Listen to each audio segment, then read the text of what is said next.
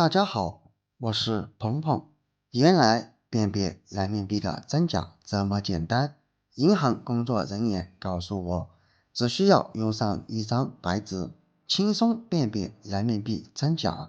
具体是怎样操作的呢？快跟着视频来看一看吧。虽然说现在大部分都会用手机支付，无论是逛商场、赶超市、买菜、乘车等等，都是用手机支付，但是现金也是必不可少的。而有现金的时候，就会存在假币，这几种面值就是我们平时经常用到的面值。当然，假币大多都是存在50或者100的。当然，小额面值我们也不能忽视哦。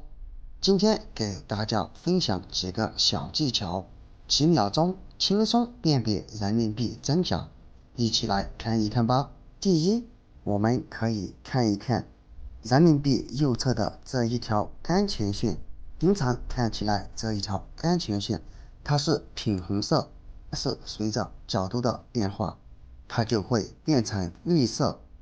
然后就是这一个100的光彩光变数字，如果从垂直角度来看，数字会呈金色为主，而平面观察，数字就会以绿色为主。不停的变换角度，可以看见上面有一条光变线随之上下滚动，如果是假币是做不出这种效果的。第二，我们可以找一个手电筒，然后用来照射安全线，可以看见安全线上面有100的人民币字样，同时再来照射一下中间这一条细细的线，它上面也会呈现出100的字样。如果用肉眼来观察，是非常不容易看清楚的，这也是辨别人民币真假的一种方法。第三，可以看一看左边的空白处，这里有一个人像水印，我们可以用手电筒来进行照射，就可以清晰的看见毛爷爷的头像。然后就是左下角的胶印对应图案，它是100的局部图案，透过透光可以看见，会拼接成一个完整的100字样。第四，毛爷爷的衣领处，用手轻轻触摸，会有很明显的凹凸感。第五，我们可以通过对折来辨别真假。人民币两头对折，它会形成一个完整无缺的图案。如果这个图案拼接的不能完整，那么就说明它是假的。同时，背面这5条线、下方这5条线和上方这5条线是可以完整的拼接在一起。如果不相信，我们可以来试试看。先将下方给它对折一下，然后把另一边对折过来。接下来我们把镜头拉近，可以看见这5条线已经完整的拼接在一起了。第五，我们也可以把正面对折起来。把它对折起来过后，你就会惊奇的发现，一只栩栩如生的凤凰图案就会呈现在你的眼前。当然，我们一定要将它对折的整整齐齐。这时候，我们再来观察一下，一只非常完整的凤凰图案就已经出现了。这也是一个辨别人民币真假的小技巧。第六，我们可以看见人民币背后100元后面有一些小点，肉眼是分辨不出来的。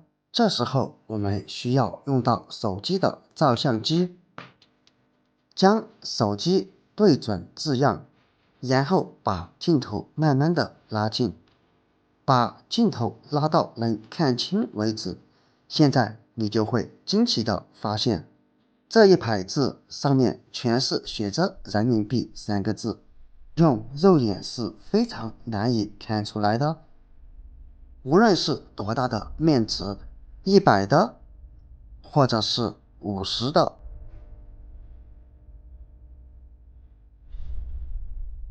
亦或者是20的，